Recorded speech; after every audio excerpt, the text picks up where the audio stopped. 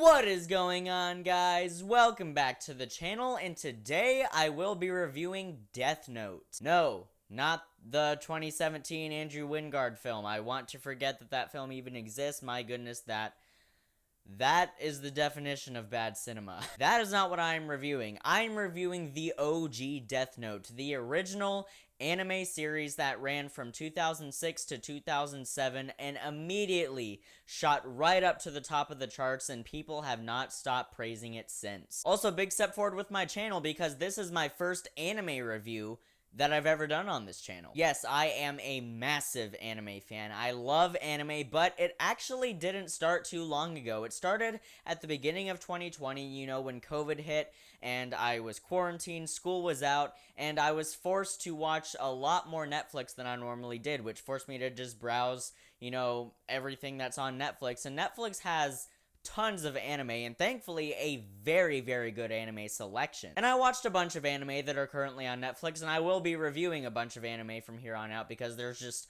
so many great shows out there. And I have finished a ton of anime, but I finished Death Note yesterday, and I was like, this morning I woke up, I was like, I need to review anime. Which one am I gonna review? And I was like, well, I just finished Death Note yesterday, so I'm gonna talk about Death Note. Now, this anime, as I said, it ran from 2006 to 2007 over a span of 37 episodes. Now, Death Note tells the story of a senior in high school named Light Yagami who comes across a notebook called the Death Note. And inside this notebook, it says, the person whose name is written in this notebook shall die. So, like, if you write someone's first and last name in the notebook, they will die. And when Light comes across this notebook, he's not exactly sure what to make of it, so he tries it out, and when he sees that it works, he decides to use it to do some things that spring into chaos and make for one of the best shows that I have ever seen. This show was incredible. It was so good. 37 episodes long, and it doesn't drag at all.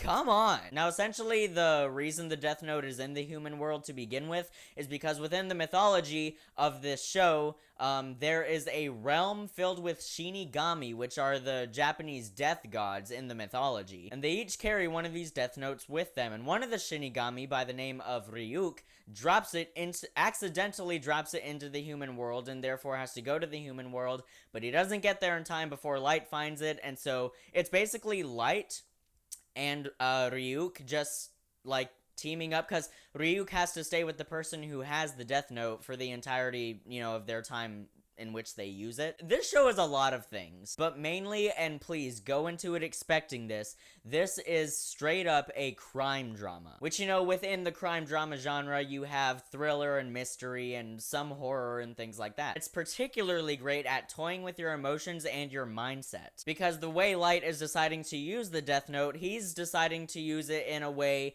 that he feels is good, which is writing down the names of criminals in prison and criminals who may not be in prison, writing down their names, and essentially his goal is to rid the world of all evil and create, so that it'll lead to what he calls the New World, which is this ideal world, with no evil and all good people and things like that. So yes, it's one of those shows that has a lot of questions to ask about morality and doing the wrong thing for the right reason. I loved the conversations between Light and Ryuk because this show is very dark, but somehow it's able to maintain a certain level of levity that doesn't feel like it's out of place. It does a very good job of balancing the extremely dark situations that occur in the show and just dark subjects in general with the more humorous side of the show as well. Also, the animation is absolutely stunning. I love the look of Japan in this show. I love the look of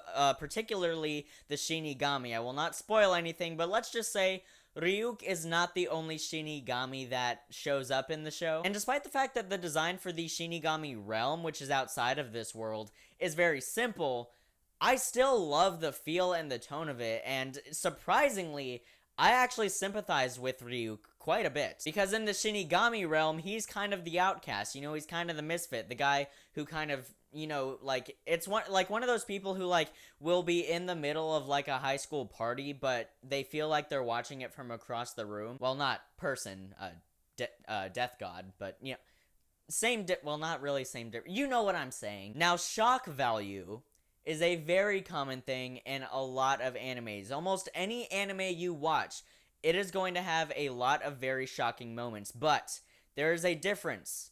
There's bad shock value, and then there's good shock value.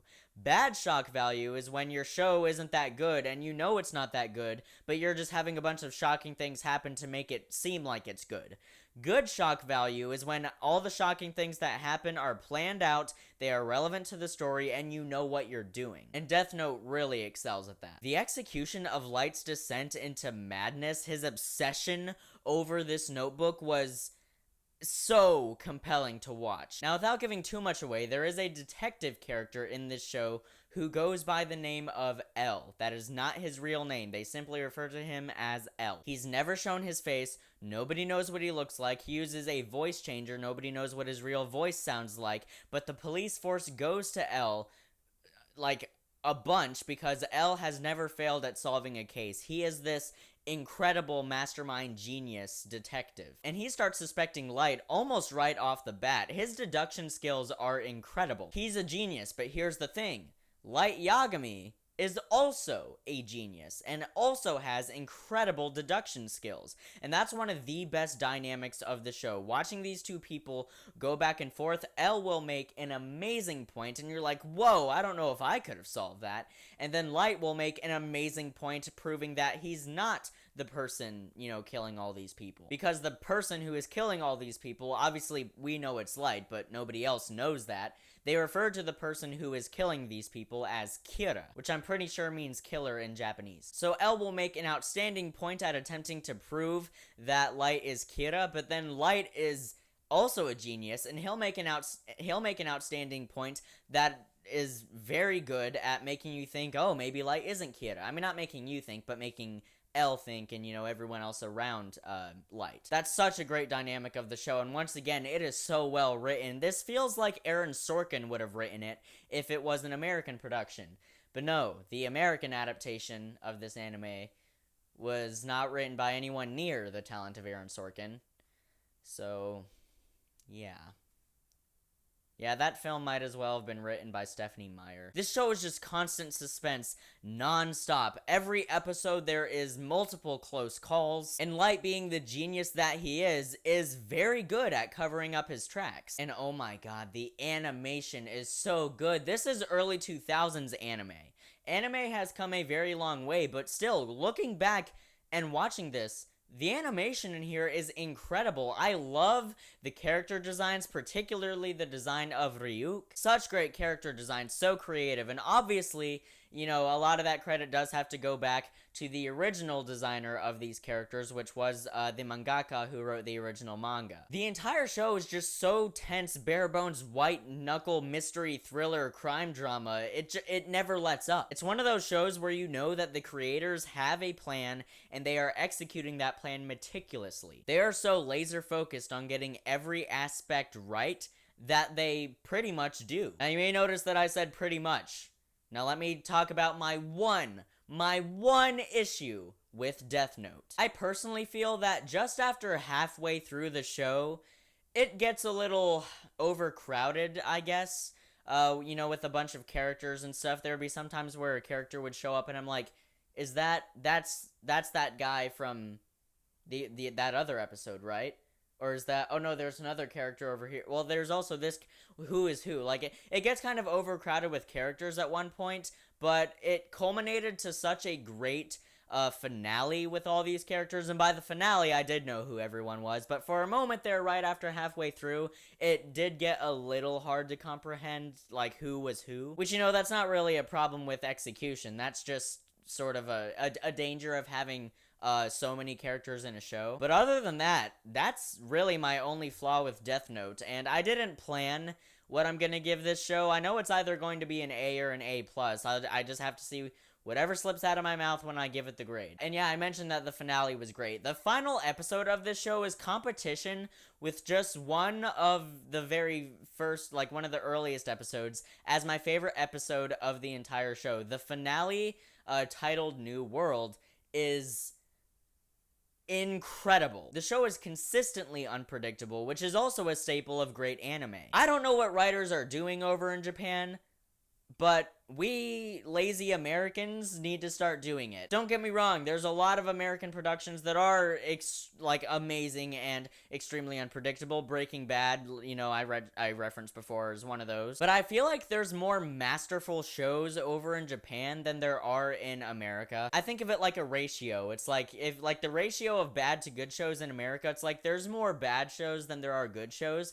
But then with Japan, it's like there's more good shows than there are bad shows. So guys, Death Note was amazing. I loved it. First anime I'm reviewing on this channel. It asks some extremely thought-provoking questions about morality and, you know, psychological state and mental illness and, you know, what obsession can truly do to a person, while also kind of making you side with that person in a way. Yeah, it's kind of messed up, but I love it. Death Note was amazing. It's one of my favorite animes and shows, period, of all time. I absolutely adored it, and I am going to give Death Note, the anime, an A+. So guys, Death Note, the original anime, have you seen it? What did you think about it? Let me know down in the comments, and also, leave me some animes that you would like me to review. I'm already going to be reviewing another anime called Erased. I don't know if that'll be my very next anime review, but it'll definitely be another one that I review. Thanks so much for watching, guys. It really does mean a lot. I'll see you in the next video, and until then, keep writing, keep shooting, and keep editing.